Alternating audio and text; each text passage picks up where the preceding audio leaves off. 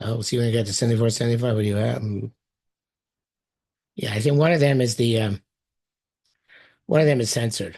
Um, both of them are censored. We only have one of them. That's why I can give them in the meantime. Let's see. Shalom said, "Masaki Masha Chata." But a person fixes whatever he sinned. The Hashem Yisbarach Mazmin Lo Osa Perek Osa Mokom. So Chazal say the Rambam brings it down. Very famous Rambam says that how do you know you did tshuva properly when you let's say you committed a crime with a woman. So then when you cut to a situation with the same woman in the same circumstances, same type of time and place, and you don't sin with her the next time around. So it shows you did put tshuva. So Tzadok says, uh, uh, on a extending that idea, he says that if you fully fixed what you messed up, so Hashem will send you such a temptation, such a situation. Osaperik, the same type of time. Osamoko, same type of place. Today, Shetei, Tshuva Samishkon, rather than Shem, a balanced tshuva. In other words, with that which you sinned, you fix. Now, of course, because you can't. It just took the Rambam at face value. Then you would say, well, you have to go find out whether you fixed or not. So you should go find the situation with the same woman, the same situation, the same type of place, and the same type of time. So there's no, you don't have to do that. You don't have to bring yourself to the Nisayon.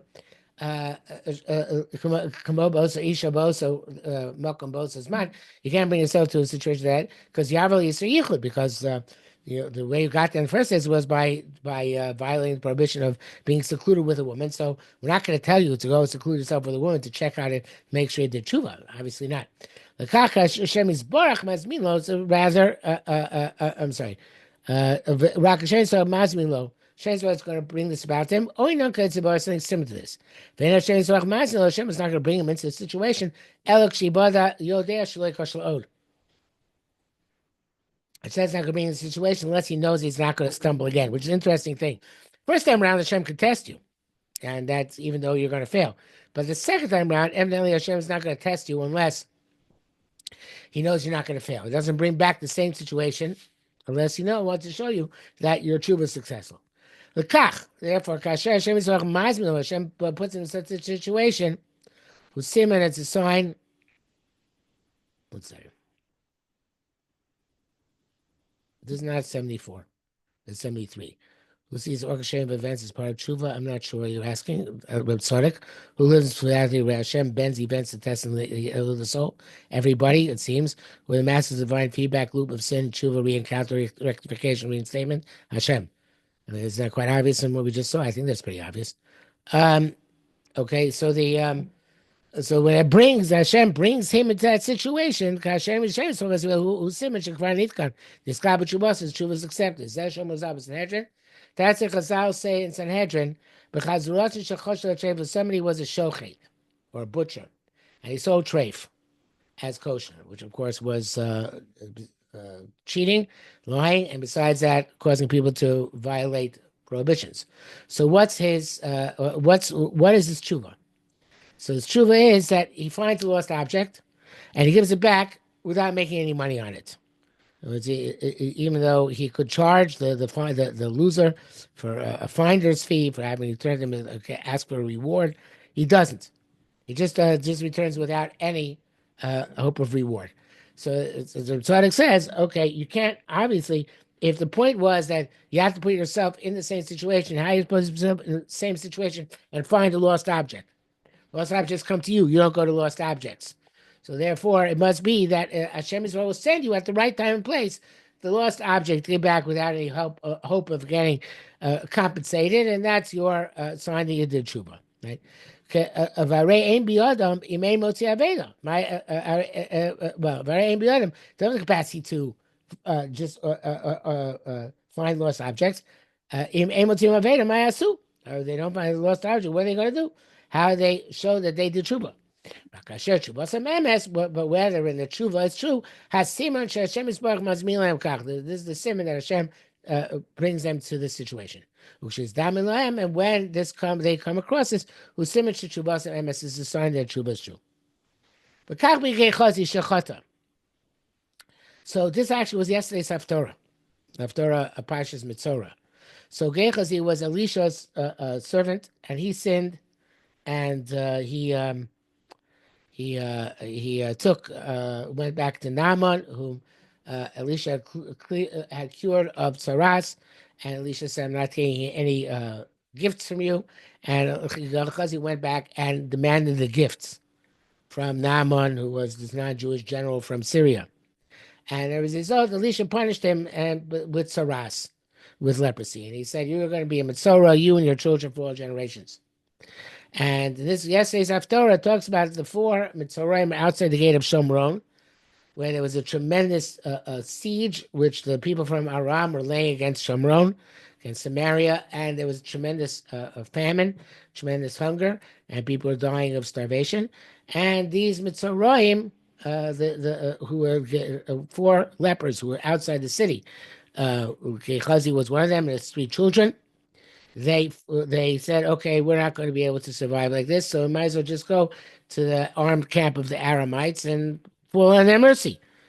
We can't go to the city. They're not going to get us in the city because we have lepers. We might as well go to the camp of Aram. If they give us food, they give us food. If not, anyway, they say they don't have food anyway.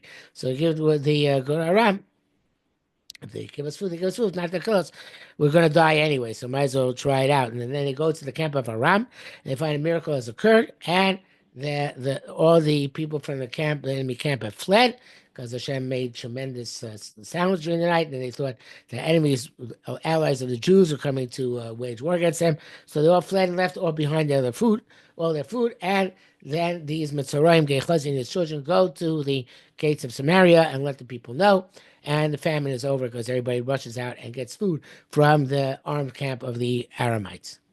Okay, so it says Reb Tzadok, very interesting idea. He says, like, Gehazi sinned in taking money which he should not have taken. That was a sin. Shouldn't have taken Naaman's money. Elisha didn't want him to take the money, make a bigger kiddush Hashem if he doesn't take money for having healed him. So he shouldn't have taken the money. So the Akaki says he desired the Masha Inishalo, whatever what he did was not his. Has close tikkuno, the initial fix. He's Mila Hashem Yisbarach B'suras Bizas Ad Aram. HaKadosh Baruch Hu sent him the news. In other words, he was able to discover that the Aramites had fled, and now they could loot the camp. Moshe Amru Zal, like Chazal say, the Mitzrayim Hein Gechazi Bonav. Those lepers who found that the camp of Aram was deserted, they were Gehazi and his children. The V'lo Chamdu Lishtok, and they did not desire that loot, that they should be silent and keep it for themselves.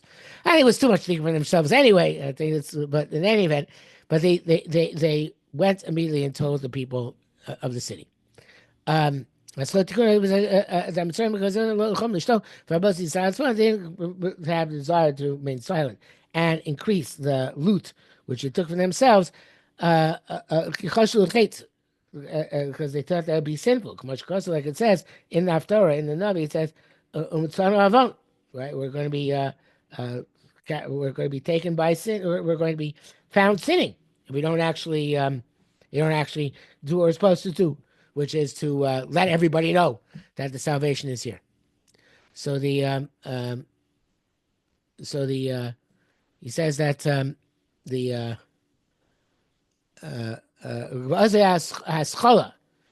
that was the beginning of his fix, of Gehazi being fixed, right? He didn't actually get fully fixed yet. And according to some Chazal, he still doesn't play from Abba, so partial world to come. But anyway, it wasn't a beginning. It was a beginning fixed. Only Skydan Shemot, his name is not explicitly mentioned. Okay. Then afterwards it tells about the later on the Navi tells not after somehow he was able to help some woman get back a portion which was taken away from her. Again, something which came on its own to him, wasn't something which he could have orchestrated ahead of time. It was similar to Mark Tikuno. That means he finished fixing himself. Okay, we'll see what happens in a minute. What do you see here? We recognize that every single event is perfectly crafted by Hashem as part of our spiritual mission. So the Ravoda, so life is malleable. Hashem is sponsored detail. I don't know if all that is relevant here. It's not talking about every detail. It's not talking about specific hashgacha pratis in each and every possible situation, principle, but specifically when you're looking for a tikkun of a sin. And of course, Tzadok might say what you're saying here, but Tzadok here is speaking specifically out fixing a specific sin. How you find the fix is by Hashem giving you a similar circumstance. So as I have opportunities by Hashem, so I know his test says, I feel okay, Hashem gave me another chance today. It's probably not that quick, right? Something which is that easy to fix isn't that severe a sin. But it says sin of Gechazi was one which it says it was whether you get it back or not, that's a separate question, which we're actually going to speak about a little bit here. But in any event, the I don't think it happens immediately the next day or necessarily. But if it did, then that's a great thing. But that's not usually the case because sometimes you have to work it yourself. Okay, so the now after he did this next thing, then Elisha went to Aram. Amruzah Chazal say that Elisha went to Aram. He wanted to get Gechazi to do tshuva. So Zacha believed Zacha, he didn't find him. That's part of the problem. The question is, we didn't find him, whether he still remained in the state where he lost his Olam Haba. But in any event, he was Zocha to what Gemara says in Midos, that when somebody gets in trouble with other Chachamim, we give a bracha. Yitem b'libam v'yikabucha, may they get in their heart a desire to bring you close. Even after all the fixing, Elisha has to bring him close again. In other words, yes, Gehazi fixed himself, fixed as much as he could, but to fully fix it, evidently Elisha had to bring him back. The Zocha Shemishi Hirkikas, who Atzmo, Yirbo. And he was Zoicha that he would distance him, which is Elisha, who distanced Gehazi initially. He himself brought him back and they tried to. And even Chazal thing seemed to enumerate him even still among those who don't have a portion of the world to come. And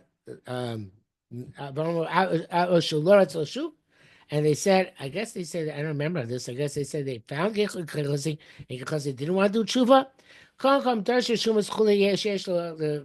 Famously, in the Gemara, the answer it says that the Darsha Shumos, the people who elaborate on impressions. Impressions means the impression of Kedusha, which every Jew has after all is said and done.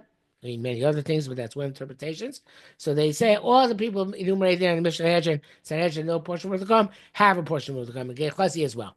So Gechazi was fixed by his being put into similar situations where he could have let his desire for money play out and taken loot for himself, and he didn't, and therefore that showed that he fixed his original sin, and therefore, even though some the Mishnah says others say no, that was the sign that his Jew was accepted, and he has a portion of the world to come. So is Hashem setting up a return? Not despite our fall because of it? I think so. That's what it sounds like over here.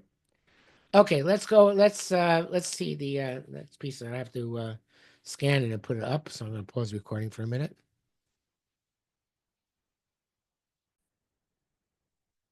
Okay, so Ayin Dalet is missing. There is no Ayin, even in this version. There's no Ayin Dalet. Ayin Hey we have. So Ayin Hey, Averis Nefesh Yisraeli, the souls in the Jewish soul, the sins in the Jewish soul, Eino Kinyan Atzmi. They don't become intrinsic to the soul. They don't become part and parcel of a person's essence. Rakamikri, they're just like accidental, coincidental, meaning they're superficial, they're extrinsic to the soul. That's how they can be redeemed. Okay, which is a fascinating idea that sins can be redeemed. Hashem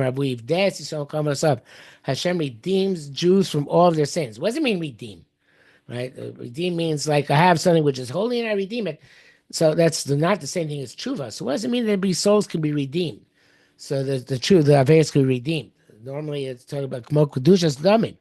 It's like something which is holy because I consecrated it, I made it sacred for the Beis HaMikdash. Yesh Lapidyon, it can be redeemed. Shadavar Achen Nitfas Purosas, something else can be taken in its place. Chalav Kedusha takes the holiness. If I make something Hekdesh, I can take money and redeem the Hekdesh. Now the money becomes Kodesh and the object becomes Chulin, becomes mundane, just regular as it was previously. So now this is an amazing statement, and of course the reason why it's censored. Hashem redeems Israel from their sins by putting other people in their place. Other people take the place of the Jews. V'atena dom tachtech, kinyan, like it says, v'atena dom tachtech, and put another person instead of you. V'chal haveros, and the sins devolve on those other people. Kinyan is very similar to that which it says by the Soyer Lazazel, the scapegoat on Yom Kippur. And the Slasir love is Avanosam. The goat carries the sins of the Jews, and you toss it over the cliff, and the sins are atoned for. Moshe Muzar Chazal says Shnosna Avanos Rosh Esav, that the Averos are put on the head of Esav. So that's the Averos. The Averos are not intrinsic to the Jews, but that's their mitzvahs are. Ava mitzvahs saying Kedushas Aguf, they're saying where you made it a korban. Where you make something a korban. Hold on a second.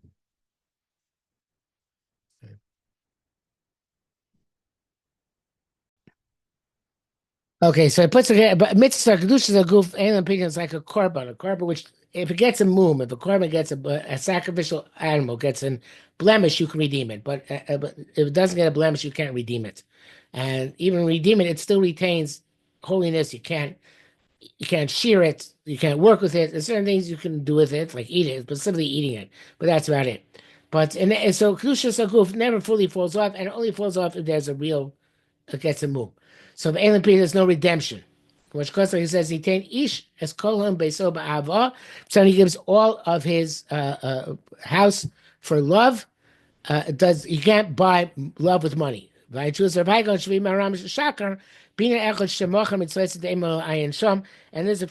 Maram al Shakar, which is that he says that you can't buy somebody's mitzvahs, right? You can't buy somebody's olam haba. I can't buy. I can't come to you and say, "Oh, your mitzvahs I'm going to pay you for it," even ahead of time. If I'm going to say, "I'm going to pay you," and you do mitzvahs, and I'm going to get the mitzvahs. The word mitzvahs doesn't work. The question is how you saw his zvulun works. If you support somebody to learn Torah, how you get rewarded. And there also this simple shot, although some people disagree, is that you get rewarded for supporting Torah. You don't get the Torah itself. You don't get you don't get the mitzvah. The mitzvah still remains the person who does it. But since you supported it and you helped it out, so you get the reward for having supported Torah. But in any event, mitzvahs, he's saying, is intrinsic. That remains part and parcel of you. It can't be redeemed. Doesn't work that way. It's also not 100% true because there are ways in which you can lose your mitzvahs, but it's not easy. Okay, because I would say it's a concept of toil arishonos. I spoke about that by Yomi Leroyim. That if you are astonished at the mitzvahs you did, then you lose the reward for them. Then you regret the mitzvahs you did. But that's not opinion. It's not selling them. The sale of the Bechorah that Esav sold to Yaakov, which is the right to sacrifice karbanos. The Mechira Davar Kedusha. Saying it seems like you can sell something holy, which we know you can't do. Shamat Piyusha Bechor B'Dimyan. So I heard, says the Reb Tzadok from the Yishbitzer, that this is because he was not really the Bechor, just imaginary Bechor. The low Bamis, he wasn't the real Bechor. Therefore, a fake sale worked. Just like he was, because it's actually there's a whole question in the postgame. How does the sale of the Bechorah work? You can't sell Davar Shel Ba'olam, something which doesn't exist yet. You can't sell. So therefore, how could he possibly have sold the Bechorah to Yaakov, something which doesn't exist? So the right to sacrifice Karbanos is in the future. So how can you sell it? So Tzadok said, and rejects that question indirectly. He says, it wasn't a real sale because Esau wasn't really the Bechor. Yes, it looked like Esau's Bechor because he was born first, but of course, it was never intended to be the Bechor. Like Hashem says, B'ni Bechor Yisrael. My firstborn is Am Yisrael. The fact that Esau was born first, that didn't make him the Bechor in terms of spirituality. So therefore, a fake sale worked, even though because it was a fake Bechorah. But normally you can't sell Kedusha. Right? It really wasn't Esau Kedusha. He didn't really have the Kedusha, so the fake sale worked. But a real sale can't sell Kedusha. But to sell sins works, which is a fascinating thing because there is a tshuva actually from the Machne Chaim from the 19th century, which was asked some rich person gave a poor person a lot of money and said, "I need you to use some part of that money to buy my Gehenna for me." It's basically buy my Averis, right? So The Machne Chaim was a very important Hungarian postic, says it doesn't work. It's not effective. They both need tshuva. The Ani, because he was willing to buy somebody else's Gehenna, is willing to buy his Averis and their punishment, and the rich person because he thought he could get rid of his Averis without doing tshuva.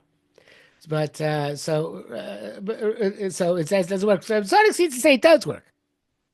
Because it's not, obviously though Tzadok is saying that there's some process by which HaKadosh Baruch Hu can allocate the Averis to somebody else. And this again, it's a very strange Tzadok, and that's why obviously it's censored out. But he's saying Mechias Averis Moil. V'yehu Tmuraso, and the other guy will be inside of him. So it's got to be, if we can understand Tzadok at all, it's got to be that the people who get the Averis of Am Yisrael, it's because ultimately they are wicked people and they deserve to get the Averis. And also they persecuted the Jews. So they persecuted the Jews. So therefore, they cause us to be put in situations where we can't serve Hashem properly, and therefore the Averis can go to them, supposed to claim by the Jews. It has to be something along those lines. Otherwise, the whole concept of Hashem's Midah Connect and Midah doesn't work, and that's very strange. Again, as I said, this piece is a very strange piece. So therefore, it must be that somehow or another they get it because they deserve it, not just they're random, like the goat, right, which you take and throw off the cliff. There's some sort of connection there. So he says that's the way he interprets the Gemara in Yibam. Says that when bad things happen in the world, it happens on account of the Jews. So I always interpret this Gemara, the way I explain it is that Bishvil is like the Nefesh Chaim and also the Baal Shem Tov explained that Kol Kulo Niza Mishul Chanina B'ni, the entire world is sustained Bishvil Chanina, my son. Bishvil, they both say Bashvil means through the pathway. In other words, through the pipeline. In other words, there's certain people whose pipelines are pipelines which bring Shefa to the world, they bring blessing to the world, and they bring blessing even to people who don't have blessing on their own. And vice versa, there's certain people whose pipelines bring down negative things to the world if they are not, and they cause negative pipelines either to extend or the good pipelines to be blocked up.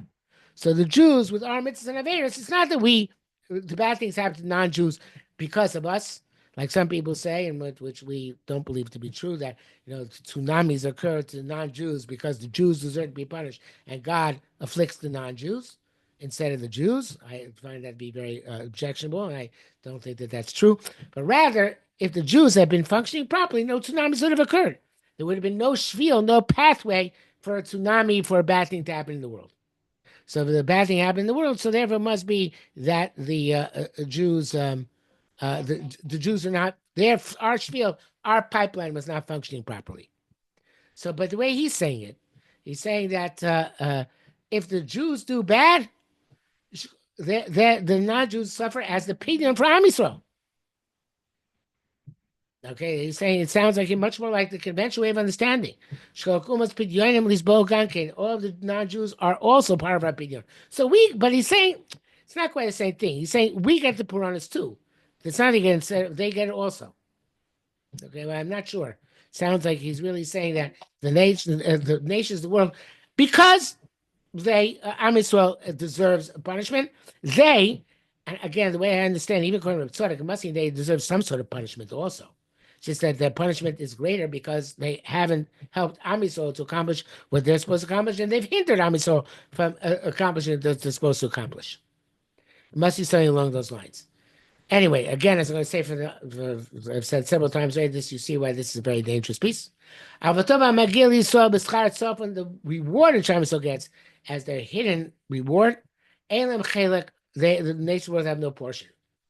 Okay, therefore, evidently the good that Am Yisrael does remains Am Yisrael's good. Now, of course, the non-Jews can get rewarded for helping to support us, but it's intrinsic to the Jews and not to the non-Jews. By the nation world, it's the opposite.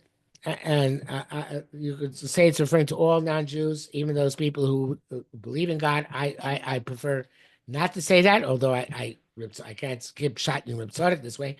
I would say that it's talking about people who are non-Mekayim Shem Mitzvah B'nai Noach. but according to the way Reb Tzadok seems to say it, hakatoy by non-Jews in general, hakatoy metzalkin yaguf etzem. The sins by them are intrinsic. Ve'elam pidyon can't be redeemed. Mashgei Tov, as opposed to good yesh lo pidyon, their good can be redeemed. How is their good redeemed? What do you mean? How they bazeh who are golus, and that golus comes. She saw koltimoso. So Tzadok is giving the purpose of golus. The purpose of golus is for us to go among the nations of the world and suck out the good from them. And that's why, like Chazal say on the pasuk of Natsu, the Kubalim say the pasuk of Natsu is Mitzrayim. They emptied out Egypt. They emptied out all the good out of Egypt. So evidently, the nations of the world, according to this perspective, which is a very negative perspective on Goyim, is that they might have good, and then Am Yisrael gets sent there to take that good away from them, because the good they do is extrinsic. They might have some superficial good, but then Am Yisrael takes over that good and takes it away from them and becomes intrinsic to Am Yisrael. And the purpose of Golus is to go in those countries and get that good. So again, if you're not Reb Tzaddik, you're not Hasidic, you don't have to learn that way. You can learn that they get reward for their good, and we learn their good from them. But the way Reb Tzadok is learning, it takes away the good from them. And this, in general, one of the disturbing things about Hasidus, which is a lot of Hasidus denigrates nations of the world. It looks at them as not full actors in the Bria. I'm putting that very, very delicately. And something which I find disturbing about Reb Tzadok myself, and something which understandably leads to understand why this piece was censored. And I don't think you have to learn it. I tried to show that you can learn it in different ways. Even Reb Tzadok himself tried to learn it a little bit differently than the Pashup Shop. But again, if you learn Reb Tzadok on a very simple level, yes, it comes out that the Am Yisrael is intrinsically holy, and the mitzvahs are therefore intrinsic to them, and vice versa by the nations of the world. Okay, we'll stop here for today. Take care.